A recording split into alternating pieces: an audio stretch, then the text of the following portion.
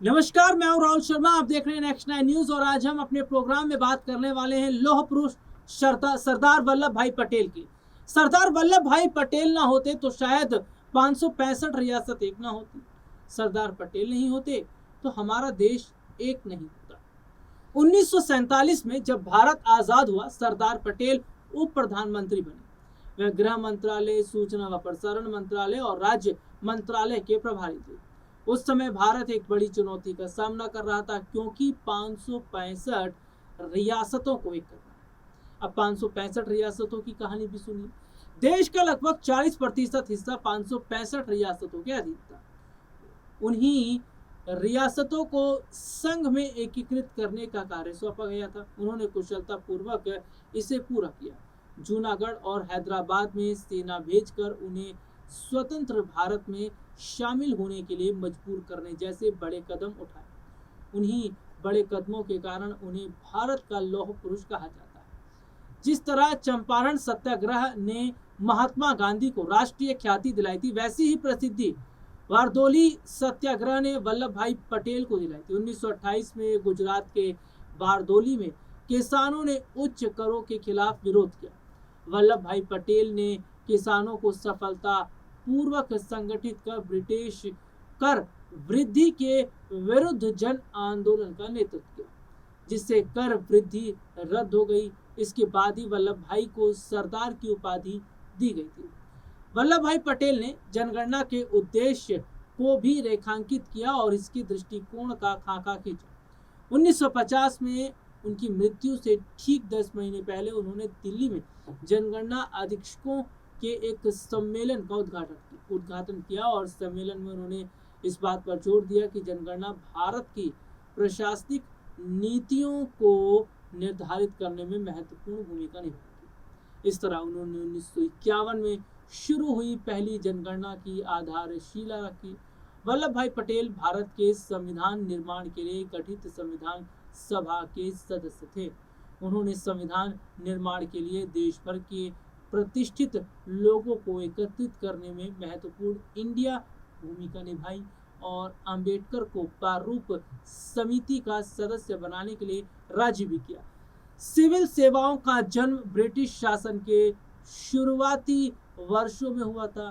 स्वतंत्र भारत में इसके जारी रहने को लेकर कई लोग संशय में थे। वल्लभ भाई पटेल स्वतंत्रता से पहले ही अंतरिम सरकार के गृह मंत्री के रूप में सिविल और पुलिस सेवाओं के भविष्य के मुद्दे पर विचार विमर्श कर रहे थे। इसी उद्देश्य से उन्होंने अक्टूबर 1946 में प्रांतीय प्रधानमंत्रियों का एक सम्मेलन बुलाया। उनका दृढ़ मत था कि भारतीयों को एकजुट रखने के लिए एक अखिल भारतीय योग्यता आधारित प्रशासनिक सेवा आवश्यक है। आईसीएस के स्थान पर भारतीय प्रशासनिक सेवा व भारतीय पुलिस सेवा के गठन में उनके प्रयासों की महत्वपूर्ण भूमिका थी। तो इस तरीके से देखिए यहाँ पर चीजें जो कि मैं अपने दर्शकों को बताता हूँ। रियासतों को देखिए एक करने की भी एक जो कहानी है उसको भी बहुत ध्यान से सुनिएगा। 1947 में ही भारत विभाजन के समय ब्रिटिश सरकार में मौजूद जो 565 रियासतों को ये विकल्प दिया गया था कि वे या तो भारत में मिले या पाकिस्तान में या फिर स्वतंत्र है। ज्यादातर राज्यों का विलय पटेल और वीपी मेनन के कोशिश से हुआ। जम्मू कश्मीर, हैदराबाद और जूनागढ़ सबसे जटिल मामले थे। अब विलय की ये प्रक्रिया चल रही थी।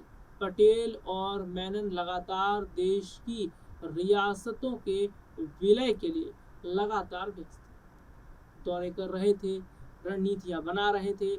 तब पटेल कश्मीर के भारत में विलय पर बहुत इच्छुक नहीं थे। उनकी शुरुआती सोच यही थी, कश्मीर अगर पाकिस्तान चाहता है तो ले जाए। कुछ दस्तावेज और संस्मरण बताते हैं कि शुरुआत में पटेल कश्मीर को लेकर बहुत उत्साहित नहीं थे।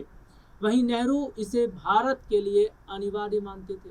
इसका उल्लेख गृह मंत्रालय में सरदार पटेल के सचिव वीपी मेनन ने अपनी किताब इंटीग्रेशन ऑफ इंडिया स्टेटस में किया। मेनन लिखते हैं, कश्मीर के प्रश्न पर सरदार पटेल का शुरुआती दृष्टिकोण यही था कि अगर कश्मीर पाकिस्तान जाना चाहता है तो हम उसे जाने दें। हमारी चिंता का विषय हैदराबाद। मेनन के अनुसार पटेल को यह व्यवहारिक लग रहा था कि मुस्लिम बहुल कश्मीर पाकिस्तान का हिस्सा बने और हिंदू बहुल जूनागढ़ भारत का। पंडित नेहरू के पत्राचार किताब में collected works of Jawaharlal Nehru में नेहरू क्या चाहते हैं इसका पता चलता है।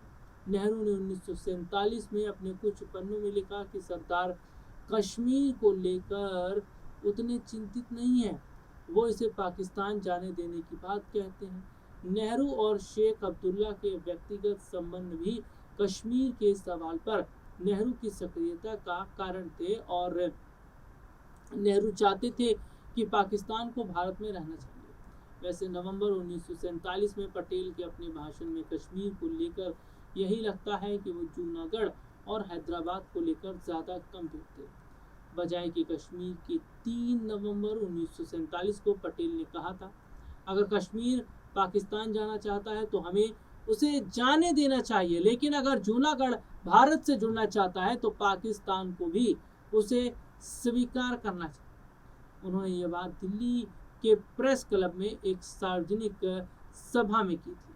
ये बात उन्होंने की थी और देखिए सबसे बड़ी बात क्या है, जिन 565 रियासतों का मैं जिक्र कर रहा हूँ उन रियासतों को एक करना बहुत मुश्किल था, क्योंकि ये जो रियासत थी वो अलग अलग पार्ट में डिवाइडेड थी और सरदार पटेल जो थे उनके सामने चुनौती आ रही थी कि कैसे करके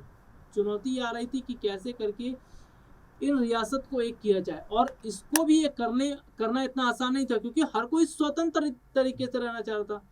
जो अलग अलग रियासतें थी उस रियासत के जो राजा थे वो स्वतंत्र होकर रहना चाहते थे।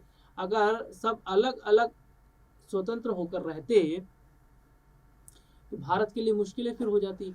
तो यहीं पर देखिए सरदार पटेल की मैं बात करूँ, ऐसे ही नहीं उन्हें लौह पुरुष कहा जाता है, ऐसे नहीं सरदार पटेल की जो भूमिका है वो बड़ी भूमिका उनकी मानी जाती है। इसके पीछे की एक बड़ी वजह यह है कि सरदार पटेल के अलावा ये काम और कोई नहीं कर सकता था। सरदार पटेल ने जिस तरीके से यहाँ अपनी भूमिका निभाई है, सरदार पटेल जिस तरीके से काम करते यहाँ पर नजर आए हैं, इससे ये साफ पता चल रहा है, इससे ये तस्वीर यहाँ साफ दिखाई दे रही है कि किस हद तक जो मामला है वो यहाँ नजर आ रहा है।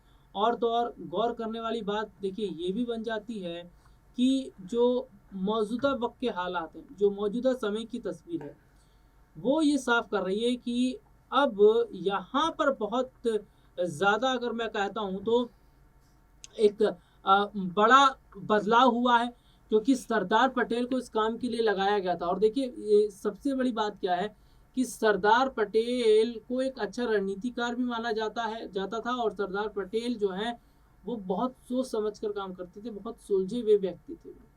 और यही तो वजह है कि सरदार पटेल की इसी काम की वजह से, सरदार पटेल की इन्हीं खूबियों की वजह से आज देश उन्हें याद करता है।